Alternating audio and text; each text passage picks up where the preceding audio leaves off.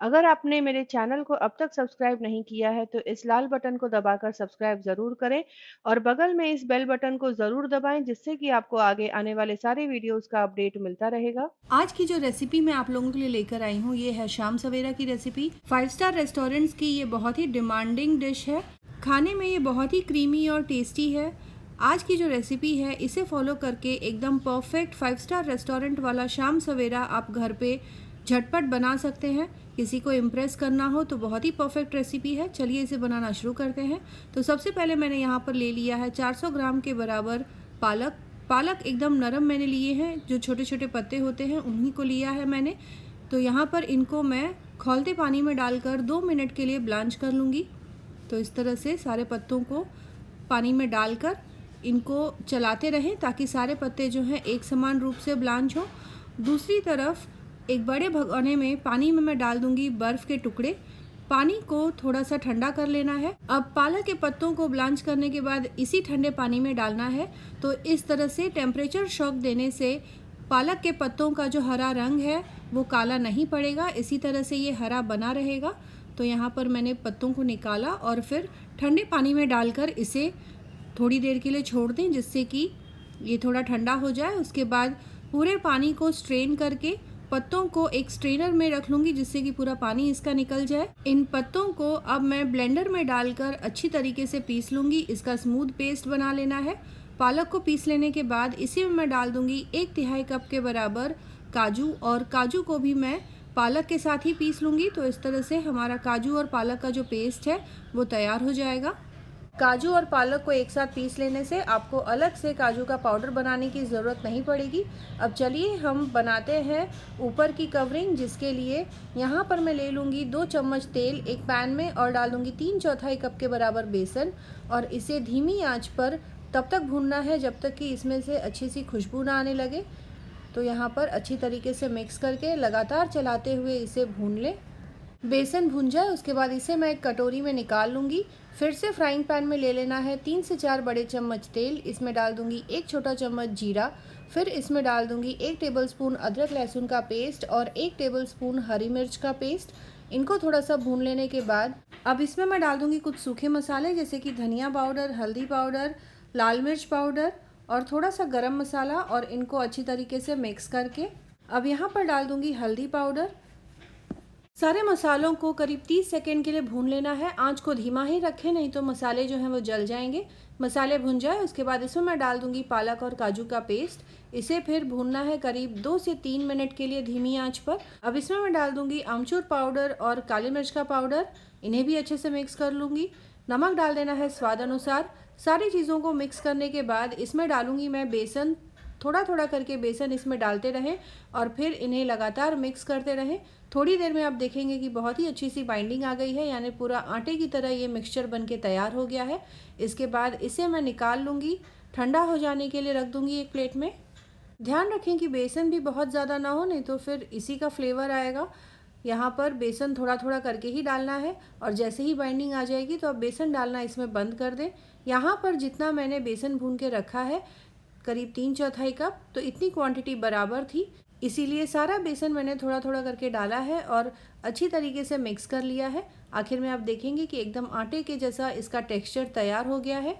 तो यहाँ पर आप देख सकते हैं इस कंसिस्टेंसी तक इस मिक्सचर को भूनना है, बेसन को मिक्स करना है। जैसे ही ये कंसिस्टेंसी आ जाए फिर आप इसे फ्राइंग पैन में से निकाल लें। अब मैं बनाऊँगी ग्रेवी के लिए मसाला। तो यहाँ पर आप देख सकते हैं कि मैं सारे वो स्टेप्स पहले कर ले रही हूँ जिसे पहले पकाना है और फिर सेकेंड टाइम कुकिंग के लिए ठंडा करके यूज़ करना है। तो यहाँ पर फ्राइंग पैन में मैंने ले लिया है 3 से 4 बड़े चम्मच तेल। इसमें डाल दूँगी 1 छोटा चम्मच शाहजीरा, छोटी इलायची, दालचीनी, लौंग, काले मिर्च, और यहाँ पर मैं ले लूँगी जावित्री के टुकड़े। इन सारे मसालों को थोड़ा सा भून लेना है। एक तेज़पत्ता ले लूँगी और 2 सूखी लाल मिर्च कश्मीरी ली है मैंने यहाँ पर। तो इन मसालों को डालकर करीब 2 मिनट के लिए धीमी आंच पर भून लूँगी। इन मसालों को भून लेने के बाद इसमें मैं डाल दूँगी 1.5 टेबलस्पून अदरक लहसुन का पेस्ट। इसे भी करीब 30 से 40 सेकेंड के लिए भून लेना है। फिर यहाँ पर मैंने ले लिया है 2 बड़ा प्याज इस तरह से पतले स्लाइसेस में काट कर। इसे भी मैं डालकर हल्का सुनहरा होने तक भून लूँगी। अब यहाँ पर प्याज के साथ ही मैं डाल दूँगी 1 छोटा चम्मच मिर्च का पेस्ट। इससे हल्का सा चटपटापन आ जाएगा करी में। बहुत ज़्यादा स्पाइसी नहीं होगा, लेकिन हल्के चटपटेपन से करी बहुत ही टेस्टी बनेगी। प्याज भुन जाने के बाद इसमें मैं डाल दूँगी करीब 5 टमाटर, इस तरह से पतले स्लाइसेस में काट कर। अब टमाटर और प्याज को तब तक भूनना है जब तक कि ये पूरी तरह गल ना जाए। इसमें डाल दूँगी नमक। नमक से टमाटर जल्दी सॉफ्ट हो जाते हैं। करी को और भी ज़्यादा क्रीमी बनाने के लिए यहाँ पर मैंने डाल दिया है आधा कप के बराबर काजू और 1 टेबलस्पून इसमें मैं डाल दूँगी खसखस। तो इससे बहुत ही अच्छा फ्लेवर आता है करी में। तो यहाँ पर सारी चीज़ों को डालने के बाद अच्छे से मिक्स करके ढक्कन लगाकर करीब 7 से 8 मिनट के लिए पकाना है। इसमें मैंने डाल दिया है 1 कप के बराबर पानी। तो पानी से ये सारे मसाले ज़्यादा अच्छी तरीके से सॉफ्ट हो जाएंगे। एक बार ये सारे मसाले पक जाएं, अब यहाँ पर मैं डाल दूँगी कुछ मसाले जैसे कि धनिया पाउडर, हल्दी पाउडर, लाल मिर्च पाउडर और यहाँ पर मैंने डाल दिया है किचन किंग मसाला। इन मसालों को अच्छी तरीके से मिक्स कर लें। तो यहाँ पर टमाटर और प्याज आप देख सकते हैं कि गल चुके हैं, ये देखिए यहाँ पर। तो अब इसे पूरी तरह ठंडा हो जाने के लिए रख दूँगी, फिर इसका स्मूथ पेस्ट बनाकर तैयार कर लेना है। यहाँ पर मैंने स्टफिंग के लिए ले लिया है 250 ग्राम के बराबर पनीर, जिसे कद्दूकस कर लिया है। इसमें मैं डाल दूँगी करीब 1.5 चम्मच कॉर्नफ्लावर, फिर इसमें डाल देना है काली मिर्च का पाउडर, कूटा हुआ हरी मिर्च का पेस्ट, नमक स्वाद अनुसार, इलायची पाउडर।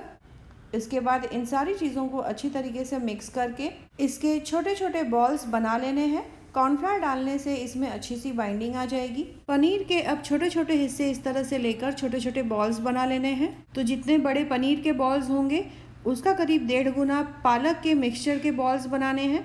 जितने पनीर के बॉल्स गिनती में आप बनाएंगे उतने ही पालक के बॉल्स तैयार कर लें। तो यहाँ पर आप देख सकते हैं कि पनीर के बॉल्स बन गए हैं। अब ये पालक के मिक्सचर को भी चेक कर लेंगे। ये देखिए अच्छी सी बाइंडिंग आ गई है। अगर आपको लगे कि ये थोड़ा सा हाथों में चिपक रहा है तो 1-1.5 चम्मच आप मैदा इसमें डालकर मिक्स कर लें। ये एक टिप मैं आपको ज़रूर दूंगी। तो यहाँ पर इस तरह से पालक के बॉल्स बनाकर तैयार कर लेने हैं।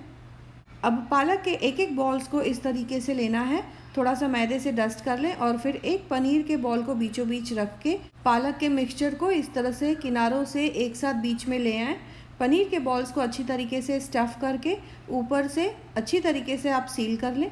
तो ये देखिए यहाँ पर एक हमारा जो स्टफ्ड बॉल है वो तैयार हो गया है। हथेलियों से इसे चिकना कर लें और थोड़ा सा मैदे से मैं इसे ऊपर से डस्ट कर लूँगी, यानी कि कोट कर लूँगी। तो इस तरीके से सारे बॉल्स मैं स्टफ़ करके तैयार कर लूँगी। तो इस तरीके से सारे बॉल्स को स्टफ़ करके डस्ट करके तैयार कर लें। दूसरी तरफ जिन मसालों को हमने पकाया था वे ठंडे हो गए हैं, तो इनको ग्राइंडर में डालकर स्मूथ पेस्ट बना लेना है। स्मूथ पेस्ट बना लेने के बाद इसे स्ट्रेनर से छान लूँगी ताकि एकदम स्मूथ कंसिस्टेंसी वाला पेस्ट हमें मिल जाए। यहाँ पर ये देखिए एकदम स्मूथ कंसिस्टेंसी वाला पेस्ट तैयार हो गया है। इसे मैंने एक कढ़ाई में ट्रांसफ़र कर लिया है। पानी आप अपनी कंसिस्टेंसी के हिसाब से इसमें डाल दें और इसे फिर से पकने के लिए रख देना है। आंच को लो से मीडियम हीट पर रखें। इसे फ्लेवरफुल बनाने के लिए यहाँ पर मैं डाल दूँगी एक बड़ा टुकड़ा बटर का, जो कि करीब 3 टेबलस्पून के बराबर होगा। तो जब तक मसाले हमारे पक रहे हैं तब तक मैं तेल गरम करके स्टफ्ड बॉल्स को अच्छा सुनहरा होने तक फ्राई कर लूँगी। आप फ्लेम को मीडियम से हाई हीट पर रख सकते हैं और यहाँ पर ये देखिए लगातार चलाते हुए इनको फ्राई कर लें। मैदे से कोट होने की वजह से ये बॉल्स कढ़ाई में बिल्कुल भी नहीं चिपकेंगे। अच्छे से फ्राई होने के बाद इनको कढ़ाई में से निकाल लें टिश्यू पेपर पर, जिससे कि जितना भी एक्स्ट्रा ऑयल है वो निकल जाए। तो यहाँ पर आप देख सकते हैं कि करीब 7 से 8 मिनट हो चुके हैं इन मसालों को पकते हुए। अब इसमें मैं डाल दूँगी आधा कप के बराबर फ्रेश क्रीम। अच्छी तरीके से इसे मिक्स कर लें, इससे बहुत ही अच्छा क्रीमी टेक्स्चर आएगा और हल्की सी मिठास आएगी। फिर इसमें मैं डाल दूँगी 1 टेबलस्पून के बराबर कसूरी मेथी। इसे क्रश करके मैं इस ग्रेवी में अच्छे से मिक्स कर लूँगी। इसमें पानी डाल देना है अपनी कंसिस्टेंसी के हिसाब से और करीब 5 मिनट के लिए फिर से इसे पकाना है। ये ग्रेवी पक जाए उसके बाद इसमें मैं डाल दूँगी शहद। शहद से बहुत ही अच्छी सी मिठास आएगी और चमक भी आएगी। नमक डालकर अच्छी तरीके से मिक्स करके करीब 1-2 मिनट के लिए और भून लें। तो हमारी जो ग्रेवी है वो पक के तैयार हो गई है। सर्व करते समय ग्रेवी को मैं एक सर्विंग प्लेट में निकाल लूँगी। तो यहाँ पर आप देख सकते हैं कितना क्रीमी टेक्सचर है इस ग्रेवी का। ना बहुत ज़्यादा पतला रखा है मैंने, ना बहुत ज़्यादा गाढ़ा। तो ये देखिए इस ग्रेवी की कंसिस्टेंसी एकदम परफेक्ट कंसिस्टेंसी है शाम सवेरा की रेसिपी के लिए। तो यहाँ पर हमें इसी तरह की कंसिस्टेंसी की ग्रेवी चाहिए। ग्रेवी को सर्विंग प्लेट में डाल लेने के बाद जो फ्राई किए हुए बॉल्स हैं उनको 2 टुकड़ों में काट लेना है और इनको इस ग्रेवी के ऊपर आप रख दें। ऊपर से थोड़े से फ्रेश क्रीम से गार्निश कर लूँगी और थोड़े से हरे धनिए से, तो दिखने में बहुत ही कलरफुल और अट्रैक्टिव दिखेगा।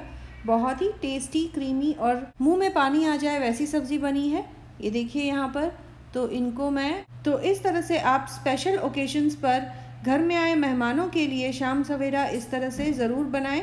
इस रेसिपी को ज़रूर फॉलो करें और कमेंट करें अपने एक्सपीरियंस के बारे में। दोस्तों और रिश्तेदारों के साथ भी इस रेसिपी को ज़रूर शेयर करें। मिलते हैं अगले एपिसोड में इसी तरह से एक और नई टेस्टी रेसिपी के साथ। Thanks for watching.